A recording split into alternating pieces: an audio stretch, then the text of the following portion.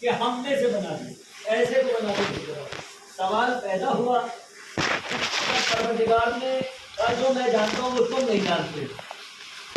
پروردگار نے روئے زمین سے مٹی کو منگایا کیونکہ انتخاب کرنا تھا کہ دنیا کو پھیلانا ہے اور انسان کو واپس اپنی بارگاہ میں بلانا بھی ہے، تو انتخاب جس سے دنیا پھیلے گی اس کا بھی انتخاب کرنا تھا، جس کے ذریعے سے بلانا ہے اس کا بھی انتخاب کرنا تھا پروردگار۔ تو پروردگار نے کہا ملائکہ کو بلایا فرشتے کو کہ جاؤ مٹی لے کر آؤ۔ تاریخ کہتی ہے فرشتہ آیا، مٹی کو ہاتھوں میں لیا، مٹی نے فریاد کرنا شروع کی، گریہ کرنا شروع کیا۔ فرشتے کے دل میں رحم آیا، فرشتے نے مٹی کو چھوڑا، پروردگار کی بارگاہ میں پہنچا۔ پروردگار نے پوچھا کہ مٹی کو حکم تھا، جیسے ہی میں نے مٹی کو ہاتھ میں لیا، مٹی نے فریاد کی، مٹی نے گریہ کیا، میرے دل میں رحم آیا، میں مٹی کو چھوڑ کر چلا آیا۔ تاریخ کہتے ہیں دوسرے فرشتے کو بھیجا، وہی کیفیت کہ مٹی کا فریاد کرنا، گریہ کرنا، دل میں رحم آیا، چھوڑ دیا۔ اس طریقے سے ایک کے بعد ایک فرشتے کو بھیجا، مگر ہر فرشتے کے دل میں رحم آیا، مٹی کو چھوڑ کے چلا گیا۔ تاریخ کہتی ہے آپ اسرائیل کو بلایا، کہ اسرائیل مٹی لینے جاؤ۔ جیسے اسرائیل روح زمین پر آئے، مٹی کو ہاتھوں میں لیا، کیفیت وہی ہے کہ مٹی فریاد بھی کر رہی ہے، مٹی گریہ بھی کر رہی ہے، مگر مٹی کو اسرائیل نے لیا، پروردگار کی بارگاہ میں پہنچے۔ پروردگار نے کہا اسرائیل جب تم نے اپنے ہاتھوں میں مٹی کو لیا تو کیا مٹی نے فریاد نہیں کی؟ کیا مٹی نے گریہ نہیں کیا؟ اسرائیل کہتے ہیں پروردگار اس نے فریاد بھی کی، اس نے گریہ بھی کیا۔ کہا جب اس نے فریاد اور گریہ کیا تو دل میں تمہارے رحم نہیں آیا؟ اسرائیل نے کہا پروردگار میرے دل میں رحم نہیں آیا، پروردگار میرے دل میں رحم نہیں آیا۔ پروردگار نے کہا واقعی تمہارے دل میں رحم نہیں آیا؟ کہا نہیں میرے دل میں رحم نہیں آیا۔ پروردگار نے کہا آج سے ہم نے تمہیں ملک الموت قرار دیا۔ کیا کہا؟ آج سے تمہیں ہم نے ملک الموت قرار دیا، آج سے تمہارا کام ہے لوگوں کی روح کو قبض کرنا، موت کا بہانہ ہم دیں گے، روح قبض کرنا تمہارا کام ہے۔ اس لیے انتخاب کیا ہے کہ کیونکہ جب کوئی اپنا جدا ہوتا ہے، اس حالت کیفیت میں ہوتا ہے تو چاہنے والے گریہ بھی کرتے ہیں، فریاد بھی کرتے ہیں۔ تو پروردگار نے کہا انتخاب ایسے کا ہو جس کے دل میں رحم نہ آئے، کہیں ایسا نہ ہو میرے بندے کو تڑپتا ہوا چھوڑ کر چلا آئے۔ کا انتخاب کیا، کہا اسرائیل آج سے تمہیں ہم نے ملک الموت قرار دیا۔ اب مجسمہ تیار ہوا جناب آدم کا۔ پروردگار نے کیا کہا تمام ملائکہ سے اس کے اندر جیسی روح کو ڈالوں تمام ملائکہ سجدے میں چلے جانا۔ جیسے کہا سجدے میں چلے جانا، جیسی روح پھونکی تمام ملائکہ سجدے میں چلے گئے الا ابلیس۔ ابلیس نے جناب آدم کو سجدہ نہیں کیا، اسے تکبر ہوا۔ کس بات کا تکبر ہے، گھمنڈ کس بات کا ہوا؟ کہ اس بات کا کہ تاریخ کہتی ہے شیطان نے کیا کہا کہ مجھے آگ سے بنایا ہے، آدم کو مٹی سے بنایا ہے، آگ افضل ہوتی ہے لہذا میں مٹی کو سجدہ نہیں کروں گا۔ جیسے اس نے کہا، اب تاریخ سے پوچھا کہ جب جناب آدم کا مجسمہ تیار کیا گیا تو کس چیز سے؟ کہا صرف مٹی نہیں تھی، ہوا، آگ، پانی، مٹی، یہ عناصر ملا کے جناب آدم کے مجسمے کو تیار کیا گیا۔ اب جب مجسمہ تیار ہوا کہا آگ بھی، پانی بھی، ہوا بھی، مٹی بھی، مگر شیطان نے کیا کہا کہ آدم کو مٹی سے بنایا ہے، مجھے آگ سے بنایا، لہذا میں سجدہ نہیں کروں گا۔ اب اولادیں دونوں ہیں، شیطان نے سوال کر کے اس چیز کا واضح کر دیا کہ مجھے بارگاہ سے تو نکالا جا رہا ہے، زمین پہ میری بھی اولادیں ہوں گی، آدم کی بھی اولادیں ہوں گی، اب پہچاننا بڑا آسان ہوگا۔ کہ کیسے پہچانا جائے گا؟ کہ اس نے سوال کر کے جس بات کا تکبر کیا اب یہی جواب بن گیا۔ کہ کیسے؟ کہ اس نے کیا کہا کہ آدم کو مٹی سے بنایا ہے، مجھے آگ سے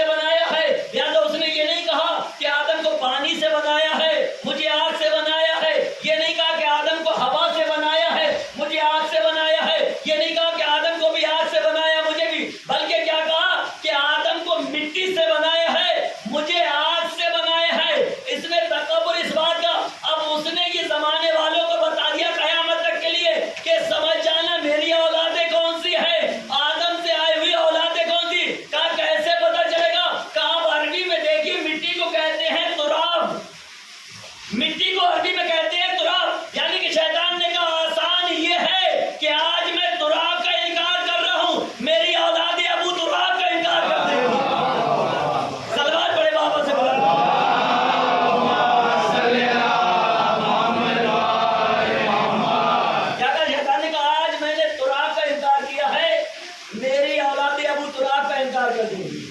کیا بارگاہ سے نکال دیا گیا کہ اب تیرا کوئی کام نہیں, نکل جا. جناب آدم جنت میں ہیں. پروردگار نے کیا کہا جناب آدم سے کہ جنت میں ہر جگہ جانا, بیٹھنا, کھانا پینا تمام, مگر ایک درخت تھا جس کے قریب جانے کے لیے منع کیا تھا کہ اس کے نزدیک نہ جانا, اس کے پھلوں کو نہ کھانا. ایک درخت, کیونکہ جناب آدم کی تنہائی کو دور کرنے کے لیے پروردگار نے جناب حوا کو خلق کیا. جناب حوا بھی جنت میں ہے. اب شیطان دشمن ہو گیا تھا نبوت کا, بارگاہ سے نکالا گیا. اب جیسی بارگاہ سے نکالا گیا تو دشمن, اب تاریخ نے لکھا کہ سانپ کے منہ میں بیٹھا, نوٹ نے اپنے پنجوں میں لیا, وہاں تک پہنچایا. نبی کو بہکا نہیں سکتا تھا, نبی کو بہکا نہیں سکتا تھا, ہوا کے قریب پہنچا. کیا کہا کہ اللہ نے جس درخت کے قریب جانے کے لیے منع کیا تھا اس کے دانوں کو کھا سکتے ہو, اس کے پھل کو کھا سکتے ہو. کہاں کیسے کہا ہے, اگر کوئی روکے تو سمجھ آنے اجازت نہیں ہے, ورنہ اجازت دے رہی ہے. جناب حوا سے جیسے کہا, حوا اس درخت کے قریب پہنچی, اس کے دانوں کو لیا, خود بھی کھایا, جناب آدم کو بھی کھلایا کہ اجازت مل گئی. جیسے ہی اس کے چند دانوں کو اپنے ذہن کے اندر جناب آدم نے ڈالا, پروردگار نے کہا کہ آدم اب جنت میں تمہارا کوئی کام نہیں ہے, اب تمہارے جنت میں کوئی کام نہیں ہے, روح زمین پہ بھیج دیا. پروردگار پہلا خلیفہ ہے, پہلا نبی گناہ نہیں ہوا, ترک اولا ہوا ہے. پروردگار جنت میں رہنے دے, کہا نہیں اب جنت میں نہیں رہنا ہے, اب جنت میں کوئی کام نہیں ہے. یہ کون سا درخت ہے جس کے چند دانوں کو جناب آدم نے کھایا ترک اولا ہوا. پروردگار کہہ رہا ہے کہ جنت میں اب تمہارا کوئی کام نہیں, روح زمین پہ بھیج دیا. اب تاریخ کے اوراق الٹا, تاریخ میں پڑھا تو تاریخ نے لکھا وہ کوئی اور درخت نہیں تھا جس کے نزدیک جانے کے لیے منع کیا تھا. کہا وہ کون سا تھا, کہا اس کو شجر اہل بیت کہا جاتا تھا.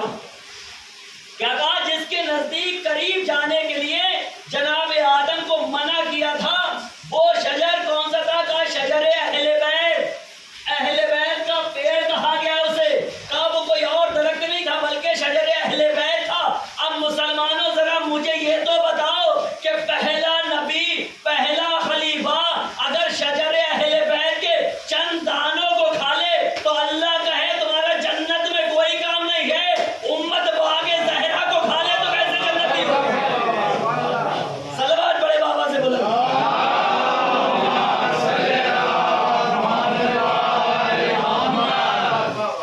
کب پہلا نبی, پہلے خلیفہ شجر اہل بیت کے چند دانوں کو کھا لے تو پروردگار کہے کہ اب جنت میں تمہارا کوئی کام نہیں ہے, امت باغ زہرا کو کھا جائے تو کیسے جنتی ہو سکتی ہے. کب دنیا میں آئے بھیج دیا, آدم الگ نہیں, آدم الگ ہے, حوا الگ ہے, مگر وہاں پہ ایک سوال پیدا ہوا تھا جب جناب آدم کی خلقت ہوئی تھی, مجسمہ تیار ہوا تھا. وہ فرشتوں کا تھا کہ ہم میں سے بنا دیتا, ہم میں سے. پروردگار کا سوال ہے تو جواب بھی ضروری ہے. کہ اب تم دیکھنا چاہتے ہو میں کیسے کو خلیفہ بنا رہا ہوں, میں کیسے کو خلیفہ بنا رہا ہوں. تو جب وہاں پہ کہا کہ تمام ملائکہ نے کہا ایک سب میں تمام ملائکہ ہیں, ایک سب میں جناب آدم ہے, جناب آدم ایک سب میں تمام ملائکہ ہیں. اب پروردگار نے یہ نہیں کہا ملائکہ سے کہ تم اپنا علم لے کر آؤ, آدم اپنا تاریخ گواہ ہے, یہ کہا تم اپنا علم لے کر آؤ, آدم اپنا علم لے کر آئے. یہ نہیں کہا تم اپنی عبادتیں لے کے آؤ, آدم اپنی عبادتیں لے کے آئے. نہ بزرگی دیکھی, کیا کہا تم اپنا علم لے کر آؤ, آدم اپنا علم لے کر آئے. اب ایک سب میں تمام ملائکہ, ایک طرف جناب آدم ہے. اب ان نوروں کو سامنے لایا گیا جو سب سے پہلے خلق ہوئے, جن کے صدقے میں پوری کائنات خلق ہوئی ہے. ان نوروں کو سامنے پروردگار نے ملائکہ سے مخاطب ہو کے کہا کہ جس کے صدقے میں نے پوری کائنات کو خلق کیا ہے, ذرے ذرے کو خلق کیا ہے, جس کی محبت میں وہ یہ نور ہیں, ان میں سے یہ بتاؤ کون سا نور کس کا نور ہے. کیا کہا کہ ان میں سے بتاؤ کون سا نور کس کا نور ہے. تمام ملائکہ نے ہاتھوں کو جوڑا, پروردگار معبود جتنا علم تو نے ہمیں عطا کیا ہے ہمارے پاس اتنا ہی علم ہے, ہم نہیں جانتے ان میں سے کون سا نور کس کا نور ہے, ہم نہیں جانتے کہ کون سا نور کس کا نور ہے. پروردگار جناب آدم سے مخاطب ہو کے کہا کہ آدم میں نے مجھے نہ بتانا، ان ملائکہ فرشتوں کو بتانا کون سا نور کس کا نور ہے۔ جناب آدم نے نوروں کی طرف دیکھا، ملائکہ کی طرف دیکھا، پھر نوروں کی طرف دیکھ کے کہا انتا محمود ھذا محمد، تم محمود ہے اس لیے تو نے نور محمد کو خلق کیا۔ انتا اعلی ھذا علی، تو اعلی ہے تو نے علی کے نور کو خلق کیا۔ انتا فاطر السماوات ھذا فاطمہ، تو فاطر السماوات ہے تو نے فاطمہ کے نور کو خلق کیا۔ انتا محسن ھذا حسن، انتا قدیم الاحسان ھذا حسین، تم محسن ہے تو نے نور حسن کو خلق کیا، تو قدیم الاحسان ہے تو نے حسین کے نور کو خلق کیا۔ اب آدم نے بتایا کہ کون سا نور کس کا نور ہے۔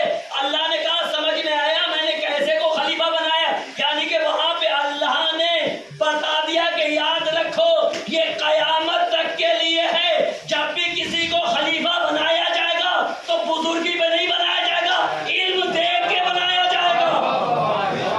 صلوات پڑھے بابا سے۔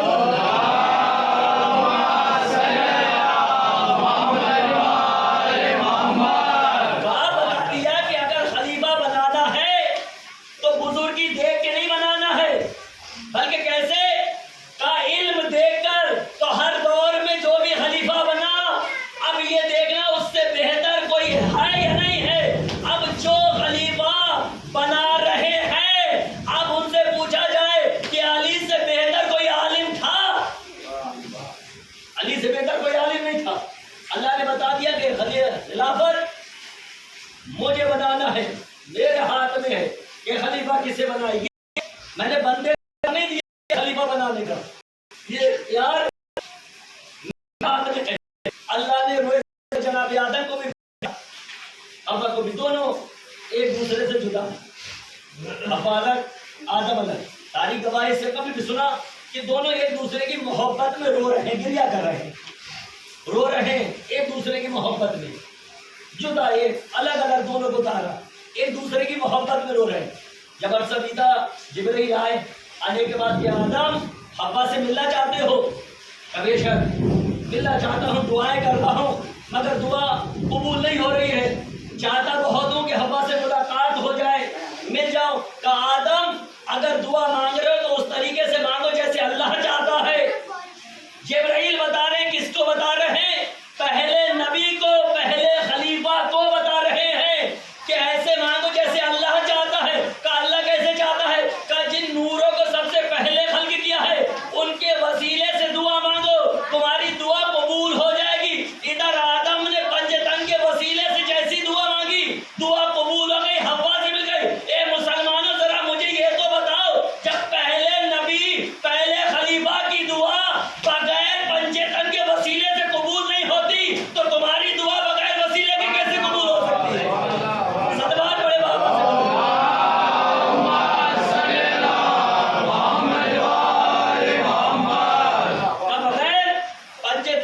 جناب آدم کی دعا قبول نہیں تو پھر مسلمانوں تمہاری دعا بغیر پنج تن کے کیسے قبول ہو سکتی ہے؟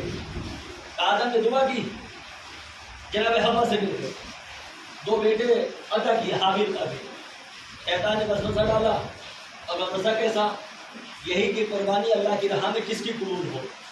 دونوں بھائیوں نے قربانی اللہ کی بارگاہ میں پیش کی، ایک بھائی کی قبول ہو گئی۔ شیطان نے وسوسہ وہیں سے ڈالا کہ تمہاری بھی اولادیں ہوں گی، ادھر اس کی اولادیں ہوں گی، اس کی اولادیں فخر کریں گی کہ تمہارے باپ کی قربانی قبول نہیں ہوئی، ہمارے باپ کی قربانی قبول ہوگی اللہ کی بارگاہ میں۔ پر یہ شیطان نے وسوسہ ڈالا، اب یہ دشمنی کا بیج شیطان نے بو دیا۔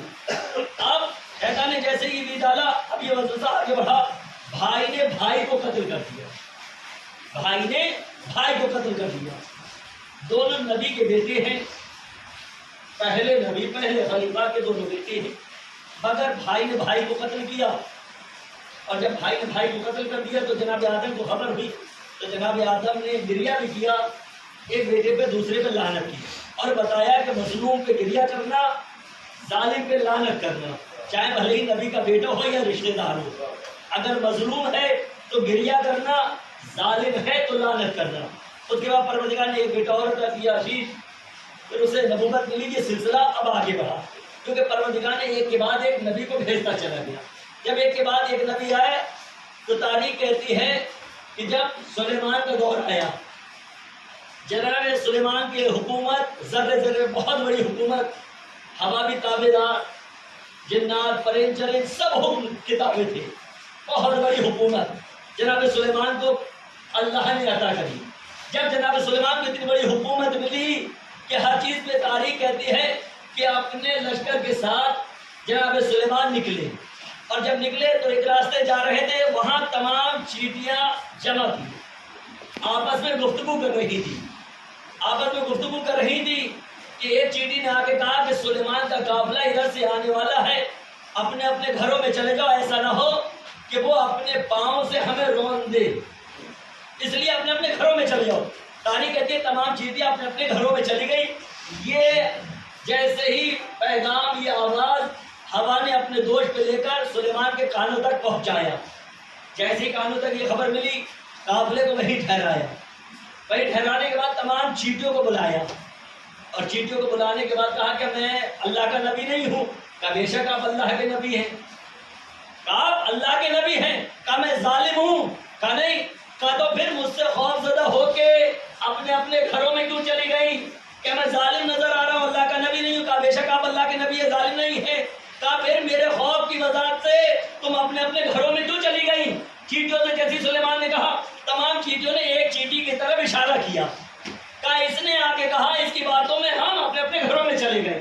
اب تاریخ کہتی ہے جناب سلیمان نے اس چیٹی کو اپنے ہاتھوں پہ لیا، اب ہاتھوں پہ لینے کے بعد ایک چیٹی سے گفتگو کر رہے ہیں، تاریخ کہتی ہے سلیمان چیٹی سے گفتگو کر رہے ہیں۔ ایک اور واقعہ یہیں پر رسول کا ملتا ہے، وہ شہد کی مکھی سے گفتگو کا ہے، کہ قرآن کے اندر شہد کی مکھی کا بھی تذکرہ آیا ہے، چیٹی کا بھی آیا ہے، کہ چیٹی سے سلیمان نبی گفتگو کر رہے ہیں۔ اب گفتگو کیا ہے، تمام چاہنے والے ساتھ میں ہیں، تمام نبی کے چاہنے والے ساتھ میں ہے۔ اب نبی جس کی ذرے ذرے پر حکومت ہو، ہواؤں پہ حکومت ہو، چرند پرند جنات سب تابع ہو حکم کے، وہ نبی ایک چیٹی کو اپنے ہاتھ میں لیے ہوئے ہے۔ اب سلیمان نبی نے چیٹی کی طرف دیکھا، کہا اچھا یہ بتا تجھ سے ایک سوال کرتا ہوں۔ چیٹی نے کہا کیا سوال ہے، کہا بس یہ بتا کہ تو افضل ہے یا میں افضل ہوں۔ اب کیا کہا، چیٹی سے سوال کیا سلیمان نبی نے کہ یہ بتا تو افضل ہے یا میں افضل ہوں۔ ایک نبی اپنے ہاتھ پہ لے کے پوچھے کسی سے تو وہ تو یہی کہے گا، ہر انسان دیکھنے والا بھائی نبی ہے تو نبی سے بہتر کون ہو سکتا ہے، اور جس کی حکومت ایسی ذرے ذرے پر ہو۔ تمام چاہنے والے کہہ رہے کیا سوال کیا ہے نبی نے، آپ افضل ہیں، اور وہ بھی چیٹی سے پوچھ رہے ہیں، مگر سلیمان کو معلوم تھا اس کا جواب کیا ہوگا، دنیا کو وہ بھی بتانے والی تھی کہ پیغام پہنچ جائے۔ چیٹی سے کہا یہ بتا تو افضل یا میں افضل۔ اب چیٹی نے سلیمان نبی کو دیکھا، دیکھنے کے بعد کہا میں افضل۔ چیٹی نے کیا کہا، یہ نہیں کہا کہ نبی سے آپ افضل، کیا کہا میں افضل۔ سلیمان نبی کو معلوم تھا کیوں کہہ رہی ہے، نبی مسکرا رہے تھے، چاہنے والے کہہ رہے کہ کہہ کیا رہی ہے، اپنے آپ کو نبی سے افضل بتا رہی ہے، مگر نبی کو معلوم تھا۔ سلیمان نبی نے کہا اچھا یہ بتا تو کیوں افضل ہے۔ سلیمان نبی نے کیا کہا، یہ بتا کیوں افضل ہے، کہا اس لیے افضل ہوں کہ نبی کے ہاتھ پر ہوں۔ چیٹی کیا کہہ رہی ہے، کہا اس لیے افضل ہوں کہ نبی کے ہاتھ پر ہوں۔ ایک چوٹی سلیمان نبی کے ہاتھ پر آ جائے تو اپنے آپ کو نبی سے افضل بتائے، اور جو سب سے افضل نبی ہو وہ کسی کو خود بلند کر کے کہے کہ من کنت مولا فہذا علی۔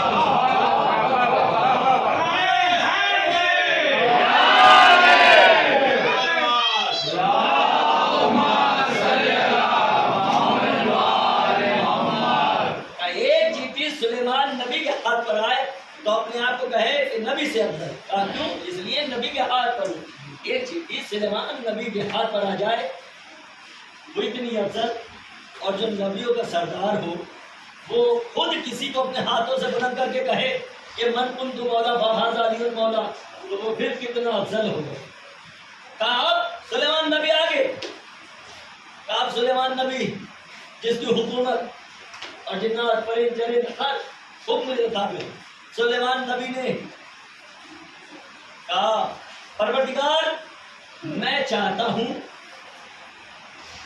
کہ تیری مخلوق کی دعوت کروں، ایک وقت کا کھانا تیری مخلوق کو کھلاؤ۔ اللہ نے کہا یہ تم نہیں کر سکتے، کہا نہیں میں چاہتا ہوں، کہا نہیں یہ تمہارے بس میں نہیں ہے، تم نہیں کر سکتے ہو۔ کہا اجازت چاہتا ہوں کہ میں چاہتا ہوں کہ ایک وقت کی دعوت میں تیری مخلوق کی کروں، تیرے مخلوق کو کھانا کھلاؤں۔ اسرار آگے بڑھا، اللہ نے کہا ٹھیک ہے جاؤ اجازت ہے۔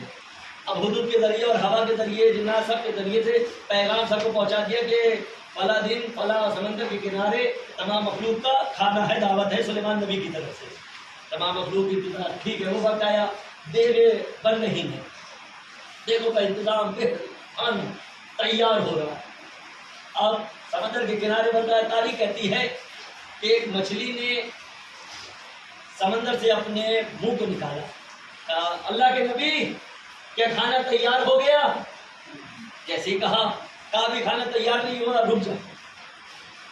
پھر چلی گئی واپس، پھر کچھ دیر کے بعد پھر آئی، پھر منہ نکالا، اے اللہ کے نبی کیا کھانا تیار ہو گیا؟ بھوک لگی ہے۔ کہا بھی دیر ہے، کچھ صبر کر۔ پھر وہ واپس چلی گئی تاریخ۔ جب تیسری مرتبہ آئی کہ اللہ کے نبی کیا کھانا تیار ہو گیا، مجھے بھوک لگی ہے؟ کہا اب جیسے کہا تیسری مرتبہ، کہا پہلے اسے کھانا کھلا دیا جائے۔ اب حکم جیسے ہی دیا سلیمان نبی نے کہ کھانا کھلا دیا جائے، فوراً جتنی دیگیں بنی تھی اس کے منہ کے اندر ڈالنا شروع کیا۔ اب وہ تمام دیگوں کا کھانا کھانے کے بعد بھی کہنے لگے ابھی بھوک مٹی نہیں ہے، تو فوراً جیسے کہا اب سمجھ میں آیا، کہا ابھی جتنا بنا تھا سب دے دیا۔ کہا بس یہی تو بتانا چاہتے وہ خالق کائنات ہے، وہ پوچھتا نہیں ہے، وہ نیتوں سے واقف ہے۔ آپ نے ارادہ کیا، فوراً یہ کہتے کہ نہیں مگر یہ منزلت ہم نے کہیں اور پائی۔ سلیمان نبی نے کہا مگر کھلا نہیں پائے، مگر ایک ہمیں ایسا بھی ملا جو صرف مسجد سے نکلتے تھے، نکلنے کے بعد صرف اشارہ کرتے تھے، ہر مخلوق کے پاس رزق پہنچ جاتا تھا، ہر مخلوق کے پاس رزق پہنچ جاتا تھا۔ اللہ نے وہ صفت رکھی تھی، کہا رازق میں ہوں، مگر رزق تقسیم کرنے کے لیے میں نے علی کو رکھا ہے، علی کائنات کو تقسیم کرتا ہے۔ کہ سلیمان کا ہدوہ، کہ سلیمان نے کہا اللہ کے سجدے میں گرے کہ پروردگار تو ہی اپنی مخلوق کو کھلا سکتا ہے اور کوئی نہیں کھلا سکتا، کہ تو ہی پروردگار راضی کا تو دینے والا ہے، باقی تیری مخلوق کی کوئی۔ مگر وہی سلیمان نبی جب تخت میں بیٹھے ہوئے سمندر کے کنارے سے گزر رہے تھے، اب جیسے ہی سمندر کے کنارے سے گزر رہے تھے کہ اوپر سے دیکھا تو نظر ایک برتن مانج رہی تھی، سیاہ لڑکی، چہرہ کالا تھا۔ جیسے ہی سلیمان نبی نے دیکھا، بے ساختہ نبی تھے، حکومت ذرے ذرے پر تھی، مگر یہ پیغام نبیوں کے ذریعے ہم تک اللہ نے پہنچایا۔ نبی نے فوراً جیسے ہی دیکھا، فوراً کہا اتنا سیاہ چہرہ، اتنے کالا، اس سے کون شادی کرے گا؟ بس کے دل میں آیا کہ کون شادی کرے گا، بس اتنا دل میں آنا تھا کہ ہاتھ میں انگوٹھی جو تھی وہ سمندر میں گر گئی۔ انگوٹھی کا سمندر میں گرنا تھا، نبوت چھین، حکومت چھین لی گئی، نبی سے حکومت لے لی گئی۔ جو اتنی بڑی حکومت دی تھی اس انگوٹھی پر جس پہ پنجتن کا نام لکھا ہوا تھا، وہ انگوٹھی سمندر میں گری، حکومت سلیمان نبی کی نہیں، اور وہیں سمندر کے کنارے بھٹک رہے۔ تیسرا دن ہوا، 2 دن سے کچھ نہیں کھایا۔ تیسرا دن کیا دیکھا، ایک مچھوارا ہے، وہ مچھلیاں سمندر میں پکڑ رہا ہے، اس کے قریب پہنچے، کہا کوئی کام ملے گا؟ میں نے 2 دن سے کھانا کچھ نہیں کھایا، تیسرا دن ہے، بھوک لگی ہے، مجھے کوئی کام ملے گا کام دے دو، میں ہر کام کرنے کے لیے آمادہ ہوں، مجھے کھانا چاہیے۔ حکومت چھین چکی ہے سلیمان نبی کی۔ اس نے کہا ٹھیک ہے میں کھانا تو دے دوں گا، کام بھی دے دوں گا، مگر میری ایک آپ سے شرط ہے، کہا میں چاہتا ہوں جو آپ وہ کریے۔ اب 2 دن سے کچھ نہیں کھایا تھا، تاریخ کہتی ہے تیسرا دن تھا، بھوک شدید لگی ہوئی تھی، حکومت چھین چکی تھی۔ کہا ٹھیک ہے جو تو کہے گا میں کرنے کے لیے آمادہ ہوں۔ کہا ٹھیک ہے میں یہ چاہتا ہوں کہ میری بیٹی سے عقد کر لیا جائے۔ کہا سلیمان نبی سے کیا کہا کہ میں چاہتا ہوں کہ میری بیٹی سے تم عقد کر لو، میں کام بھی دوں گا تمہیں کھانا بھی دوں گا۔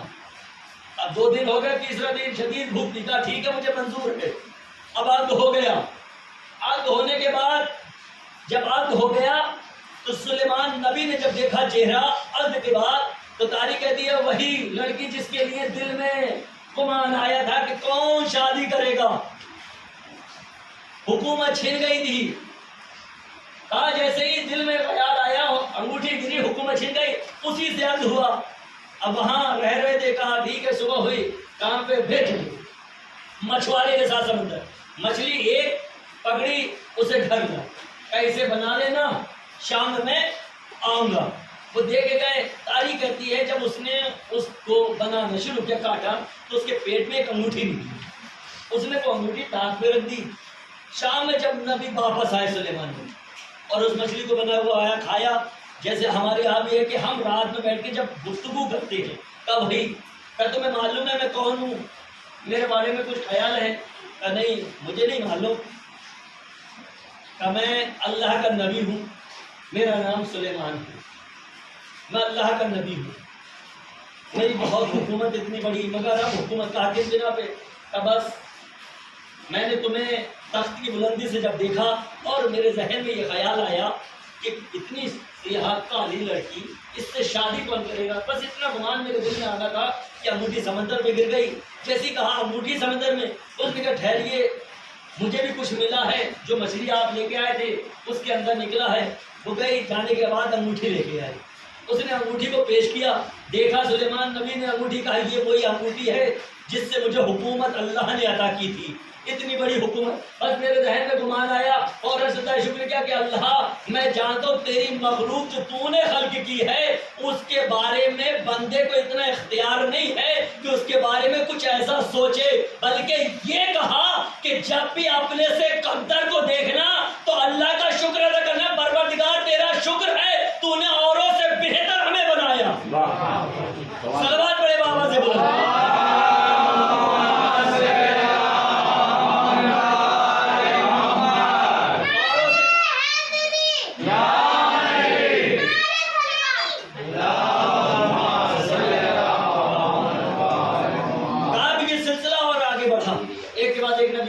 جناب نوح کا زمانہ آیا، اور جب جناب نوح کا زمانہ آیا تو جناب نوح اپنی امت سے اتنے پریشان، تاریخ کہتی ہے کہ امت کے لیے عذاب طلب کرو۔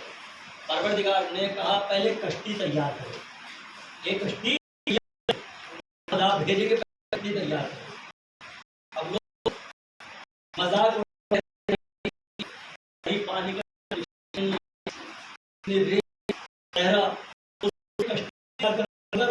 تھا، کشتی کو تیار کر رہے ہیں، کشتی تیار جناب نوح نے تیار ہو اس کشتی میں سوار ہو وہ نجات پا گئے، وہ کہتی ہے جیسی کہ نجات پا اس کشتی میں سوار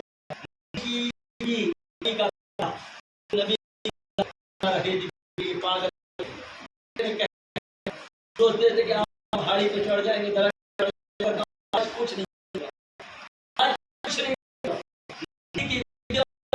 نبی کہنا تو غرب ہو۔ اب یہ عذاب زمین آسمان سے پانی آنا جب لگی، اب تاریخ کہتی ہے کہ سامنے ہوئی کو جب تاریخ نے کہا اب کون سے موجود اس نے ارادہ کیا، ایک شخص آیا ہاتھوں کو باندھا اور چلا، یہ پریشان ہاتھ بند کھولنے کھل نہیں رہے۔ اب یہ جناب نوح کے پاس پہنچا، اے اللہ کے نبی میرے ہاتھوں کو کھول دیجئے۔ کہا تیرے ہاتھوں کو باندھا کس نے؟ کہا کس نے باندھا؟ کہا بس آپ کی کشتی کو آتے ہوئے ارادہ کیا کہ لاؤ اسے موجود ڈبو دوں، بس ارادہ کیا، ایک شخص آیا میرے ہاتھوں کو باندھا اور چلا گیا۔ اب تاریخ اللہ ہے کہ ہاتھوں کو باندھا چلا گیا۔ نوح نے کہا میں تیرے ہاتھوں کو نہیں کھول سکتا، جیسی نہیں کھول سکتا، پریشان ہے۔ تاریخ کہتی ہے ہر نبی کے پاس گیا، ہر نبی کلمہ پڑھا، اس نے ہر نبی سے کہا ہاتھ کھول دیجیے، ہر نبی نے پوچھا کس نے باندھے، کیسے باندھے، کیوں باندھے، یہ بتاتا چلا گیا کہ موجوں کے ساتھ جناب میں نے ارادہ کیا کہ ڈبا دوں، بس ایک شخص آیا میرے ہاتھوں کو باندھ کے چلا گیا۔ یہ ہر نبی کے دور میں پہنچتا چلا گیا، جناب نوح کے بعد جتنے نبی آئے ہر نبی کے بعد، جناب موسیٰ کے دور میں بھی پہنچا، جناب عیسیٰ کے پاس بھی پہنچا، جب آخری نبی آئے تو آخری نبی کے پاس پہنچ کے یہ کہتا ہے کہ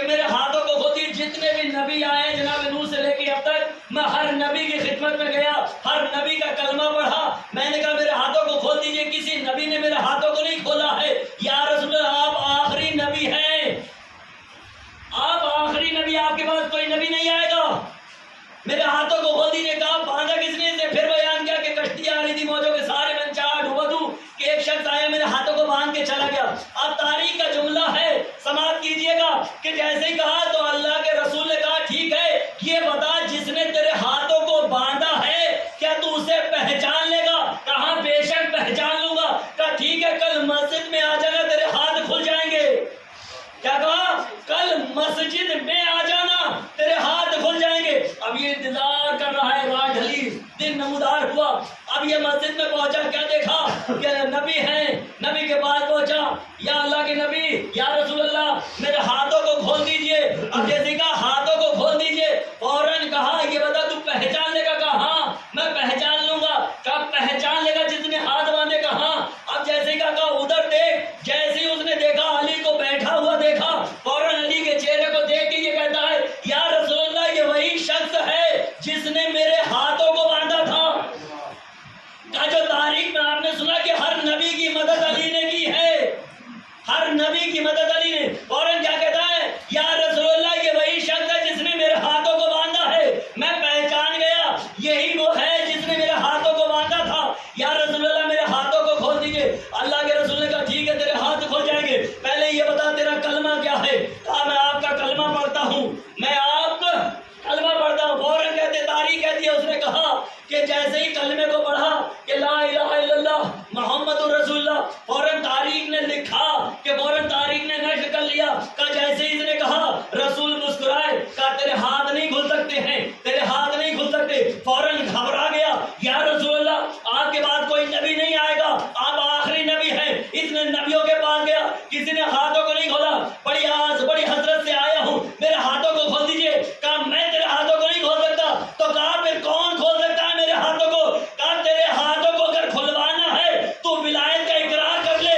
تیرے ہاتھ کھل جائیں گے. جیسے ہی اس نے علی نے ولی اللہ کہا ہاتھ کھل گئے. تاریخ نے لکھا کہ جو ولایت کا منکر ہوگا وہ باندھے رہے گا، جو ولایت کا اقرار کرے گا وہ کھولے گا.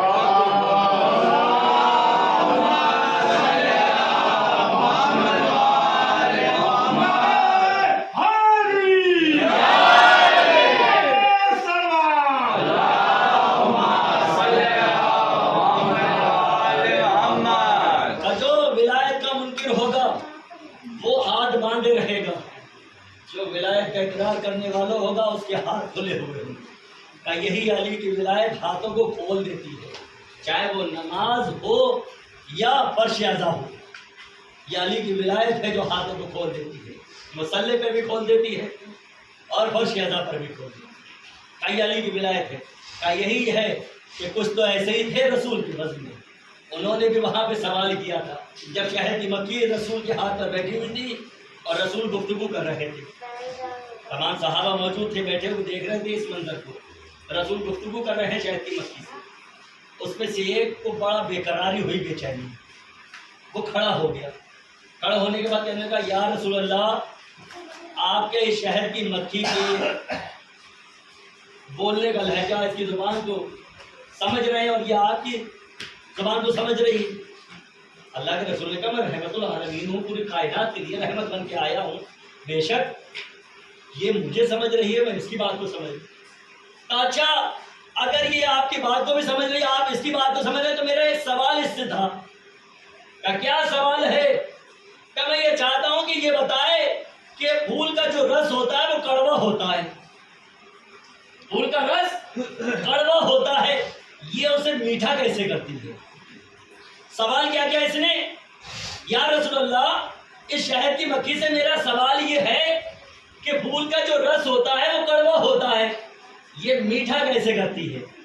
جیسے ہی کہا کہ پھول کا رس کڑوا ہوتا ہے، یہ میٹھا کیسے کرتی ہے، جیسے ہی کہا تو اللہ کے رسول نے جب اس سے سوال یہ کیا، اس نے اللہ کے رسول نے اس کی طرف دیکھا. جیسے ہی دیکھا تو شہد کی مکھی نے مسکرا کے کہا اتنے وقت سے بزم رسالت میں بیٹھا ہوا ہے، تجھے آج تک یہ نہیں پتا کہ کس کا نام شیرینی پیدا کرتا ہے؟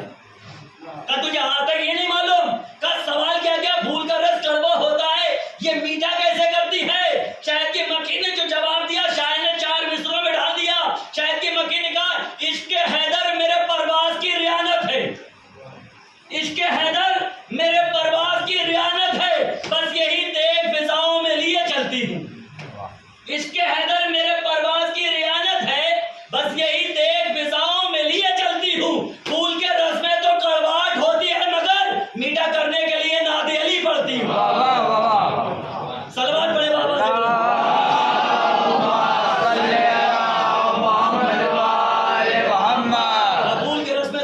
چاٹ ہوتی ہے مگر میٹھا کرنے کے لیے ناد علی پڑھتی ہے۔ شہد کی مکھی نے بتایا کہ علی کا نام شیرینی پیدا کر دیتا ہے، علی کا نام شیرینی پیدا کرتا ہے، یہی علی ہے۔ جو محمد علی محبت سے محبت کرتا ہے اس کا لہجہ بھی نرم ہوتا ہے، شیرینی پیدا کرتا ہے۔ بتایا مگر یہ دشمن تھے ولایت کے، یہ بغض و حسد رکھے ہوئے تھے۔ تاریخ کہتے ہیں یہ بغض و حسد بڑھتا چلا گیا اور یہ اتنا بڑھا کہ بڑھتے بڑھتے کربلا کے میدان میں امام حسین کے مقابلے پر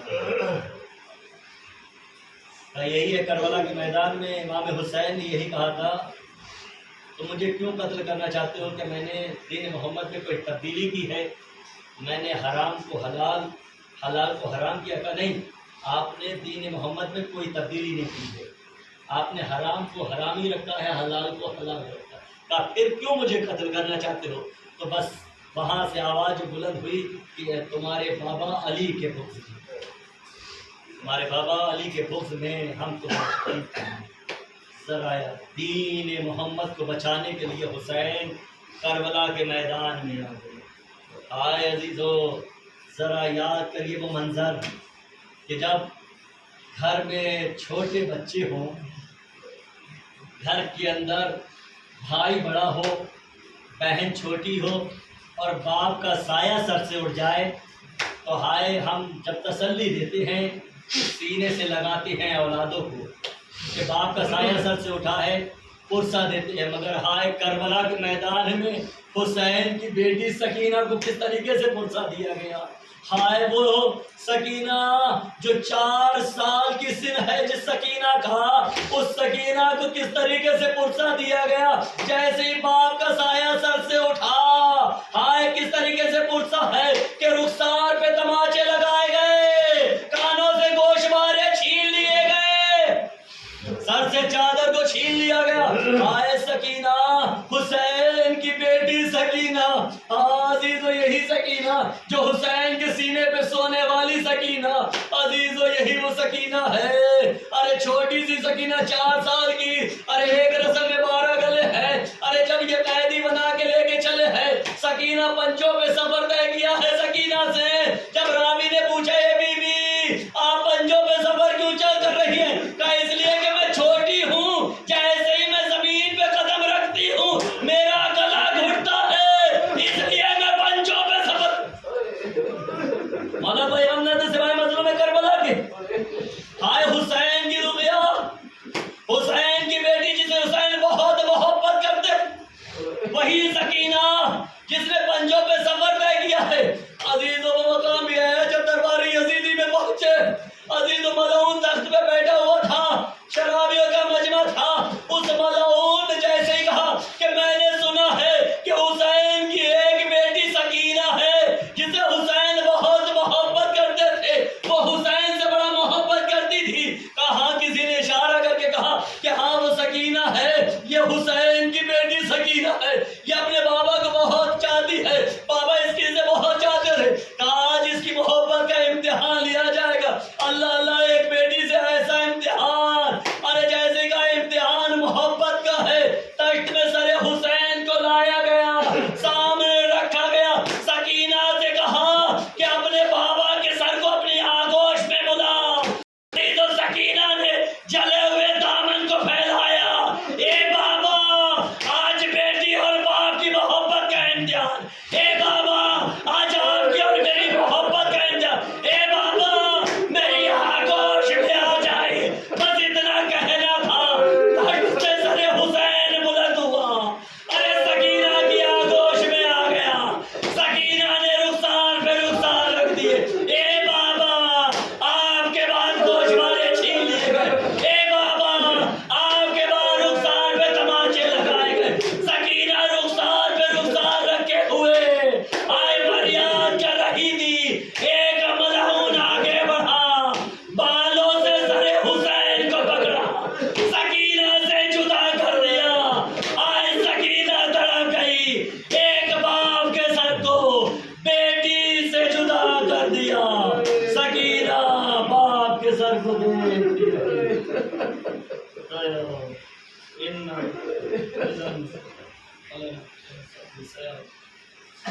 آنے والے محمد کے واسطے فدائے کربلا کا واسطہ، سیران کربلا کا واسطہ، جہاں جہاں مولا کے عزادار، مولا کے چاہنے والے ہیں، ان کی جان مال آبرو کی حفاظت فرما، جو بیمار ہیں انہیں شفا کلی عطا فرما، جو بے روزگار ہیں انہیں روزگار عطا فرما، جو مقروض ہیں ان کی قرض کی ادائیگی فرما، جو بے اولاد ہیں انہیں اولاد نیک صالح عطا فرما، ہمارے رزق کے حلال میں برکت عنایت فرما، رزق کے حرام سے بچنے کی توفیق عنایت فرما، پالنے والے ہماری قلیل سی عبادت کو اپنی بارگاہ میں قبول فرما، پالنے والے تمام جہاں جہاں مولا کے چاہنے والے، مولا کے عزادار ہیں، ان کی جان مال آبرو کی حفاظت فرما، حقیقی علماء کا سایہ ہمارے سر پر قائم دائیں فرما، روزہ مقدسہ کی حفاظت فرما، پرچم اسلام کو سربلندی عطا فرما، دشمنان اسلام کو نشت و نابود فرما، فرش اعضاء کے دشمنوں کو نشت و نابود فرما، عزاداری کے دشمنوں کو نشت و نابود فرما، ہمارے رہبر معظم آیت اللہ خامنائی اور آیت اللہ سستانی صاحب کی حفاظت فرما، پالنے والے ہمارے آخری وارث، ہمارے آخری ماں کے ظہور میں تعجیل فرما، ان کے انصار و مددگار میں شمار فرما۔ ماتم حسین